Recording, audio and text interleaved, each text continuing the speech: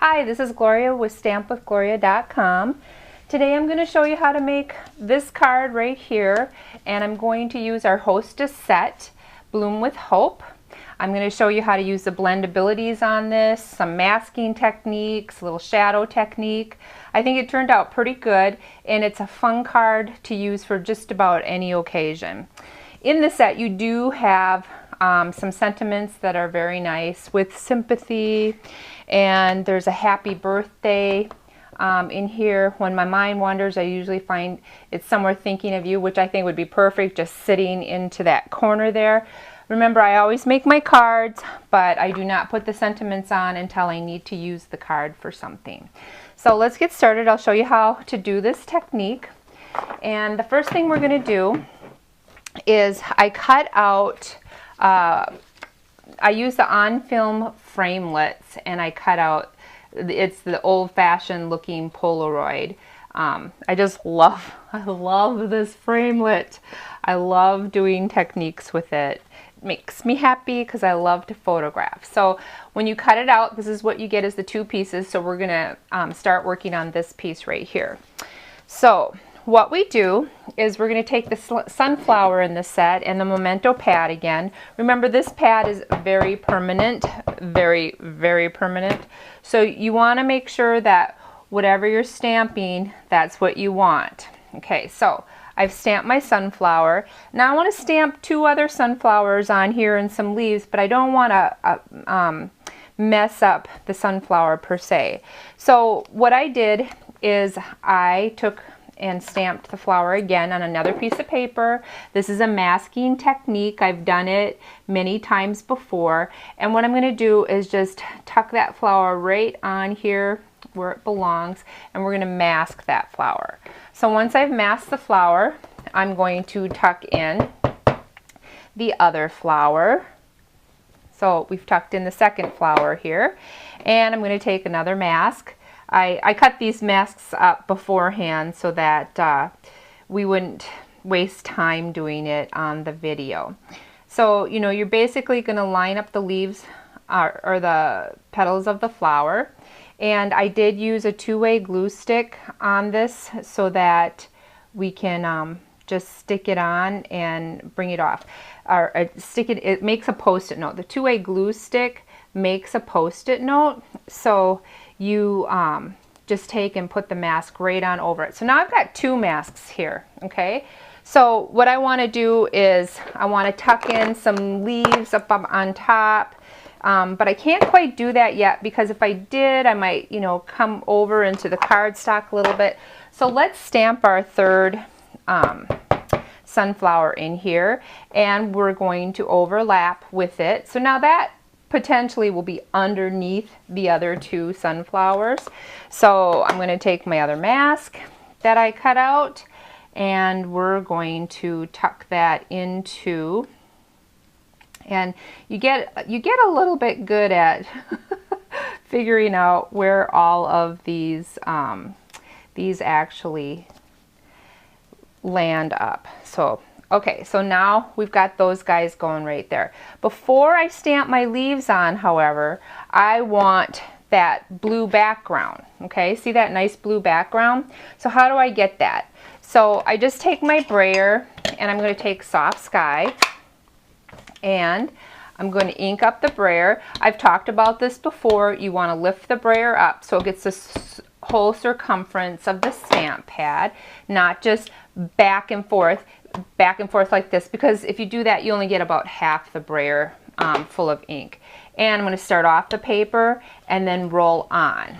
Okay, so I started it there. I'm going to take another one and roll it right on the paper here. Okay, so we have the masked sunflowers. They're looking great. Woohoo! Now, I'm not worried about the leaves on this one because I'm using a darker color that will cover the Soft Sky. So I'm going to tuck the leaves on, and then I'll color them with our blendabilities, and we won't have to worry about it at all.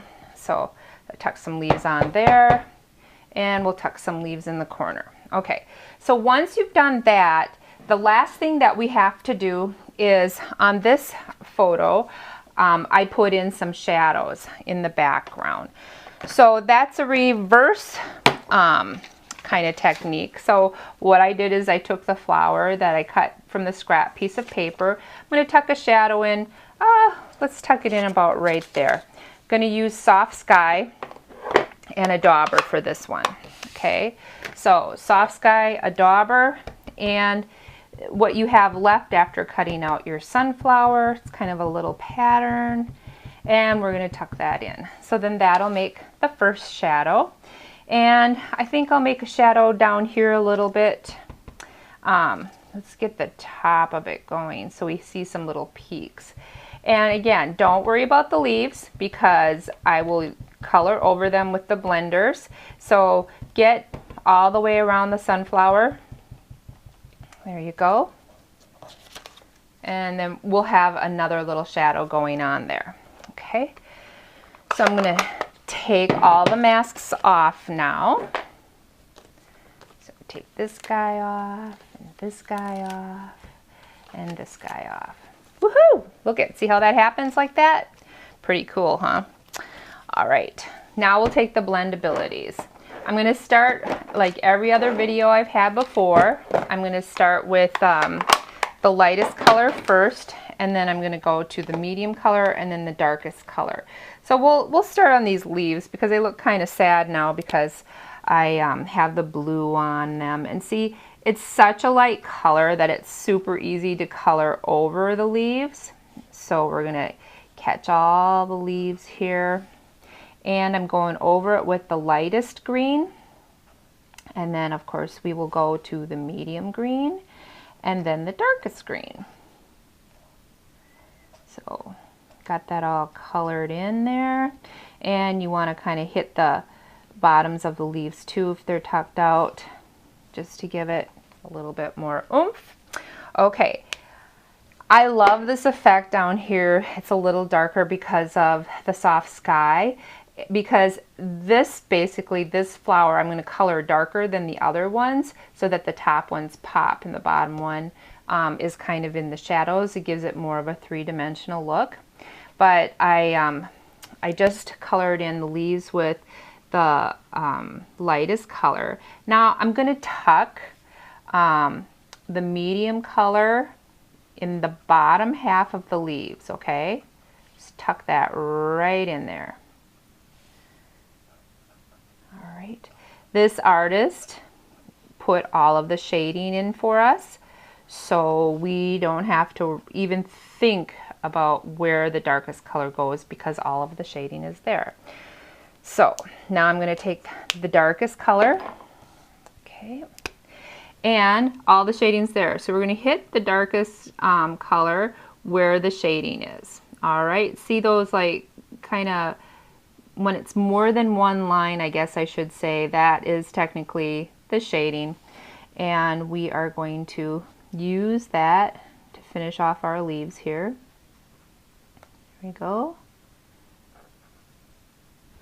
Love it, and it's easy. Okay, so now we've got the leaves all colored in, and like I said, we are going to use the light, medium, and dark, and this is the Daffodil Delight Blendabilities.